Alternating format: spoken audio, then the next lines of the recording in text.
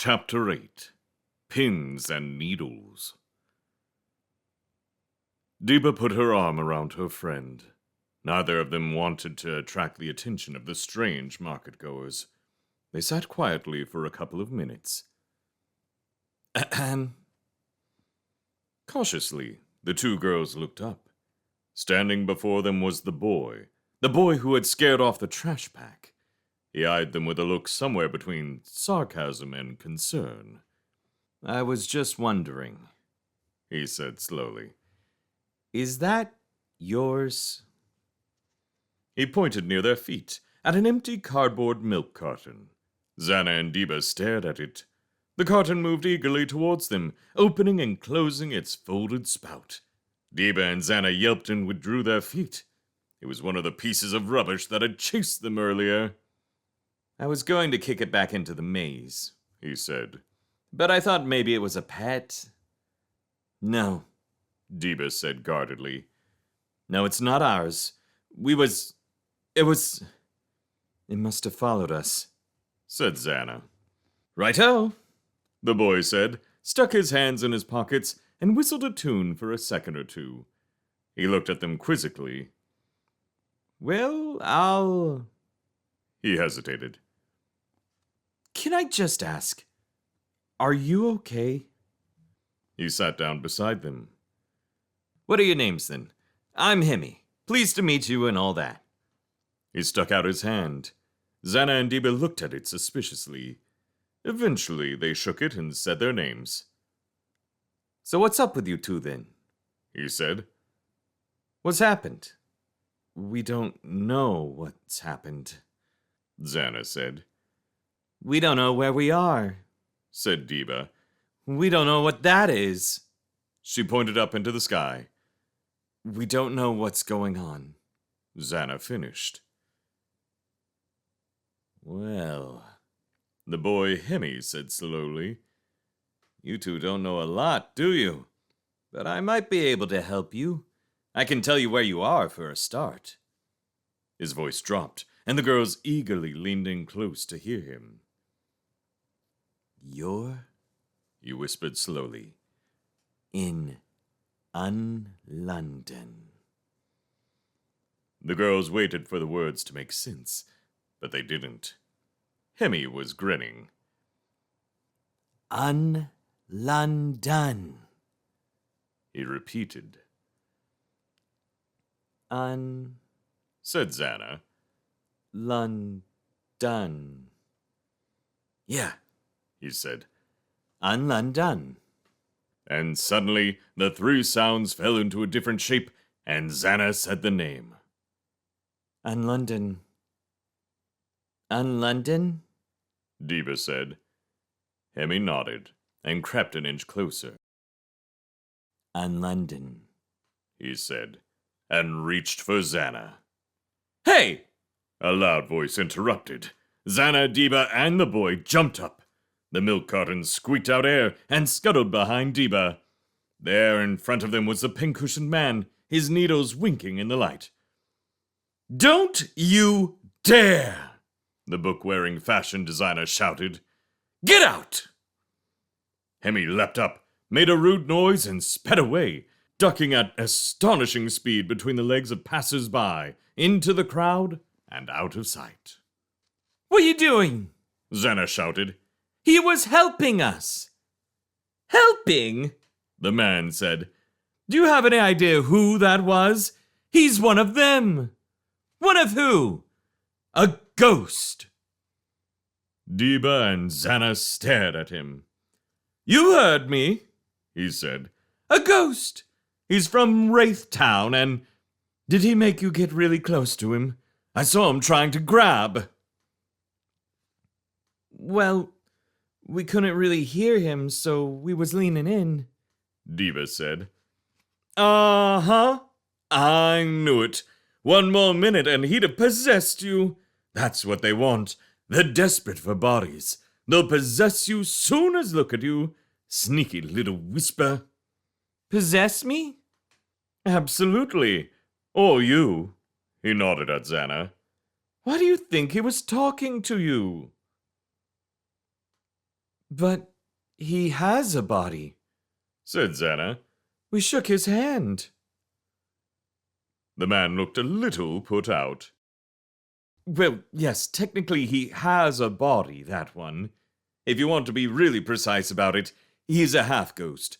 But don't you be fooled by his whole flesh and bone just like you act. He'll steal your body just like the rest of his family.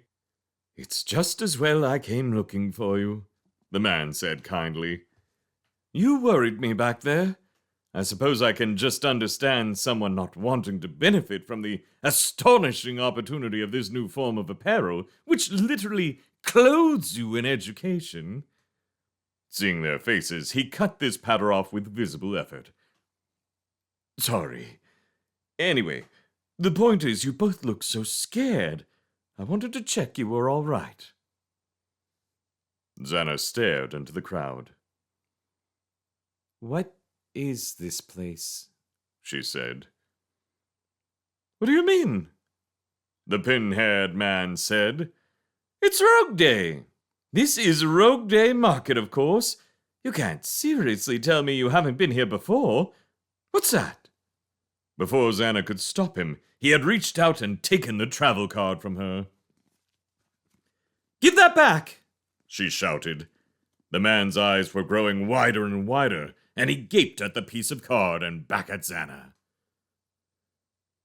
Oh, my fizzy dog, he said. No wonder you're confused. You're not from here at all. You're the Schwazi. There was an intake of breath from the little group of market-goers around them. Xana and Diba looked at each other and at the people watching. Among the women and men in those unconvincing uniforms were odder figures still, like a woman who seemed made of metal, and someone wearing one of those old-fashioned diving suits with weighted boots and a big brass helmet, windowed with dark glass. Everyone was staring at Xana. Unstable's boots, someone said reverently. I can't believe it. The Schwazi. Well, Xana said, I don't know much. Wait! The pin-headed man said, and looked around. We have to be careful. We need to take you somewhere safe, just in case. Some of the onlookers were nodding and glancing around. I can't believe you're here, and you brought a friend. He nodded politely to Diba. But there'll be time for all this later. Right now, let's get you out of here. School, he said. You go check the schedule. You know where we're going and how. The diver gave a laborious nod and headed off. I'll get the Schwazi and her friend ready. If, he added with sudden nervous politeness, that's all right with her. And everyone else, he looked at the people listening, not a word about this. Stumm! This is our last chance. The onlookers nodded. If you'll follow me, we'll get ready. It would be my honor to take you.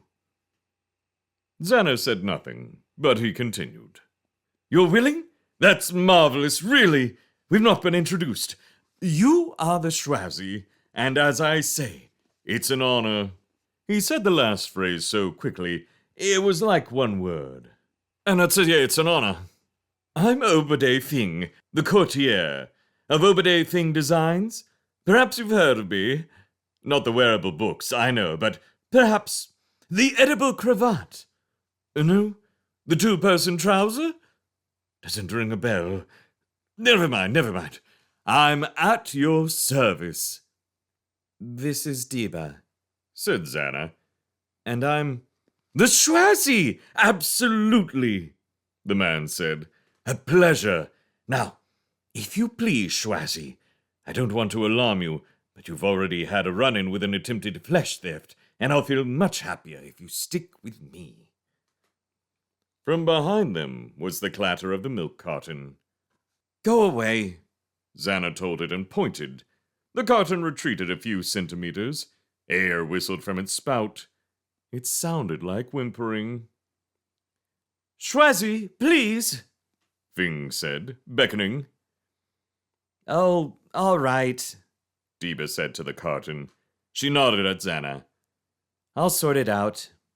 You can come, she said to the rubbish. But if you gang up with your friends again, you're gone. Deba jerked her head in invitation, and the milk carton scampered after her, rolling over the cobbles. Behind them, the last of the little gathering dispersed. Several people watched Xana go. They looked excited and secretive and very pleased. One man was standing still. He was chubby and muscular, squeezed into painter's dungarees, complete with streaks of paint.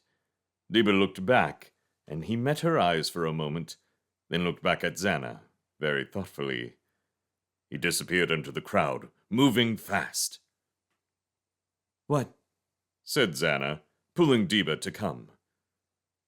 Nothing, said Deba. I just feel like someone's watching us. Watching you, she thought, and looked at her friend.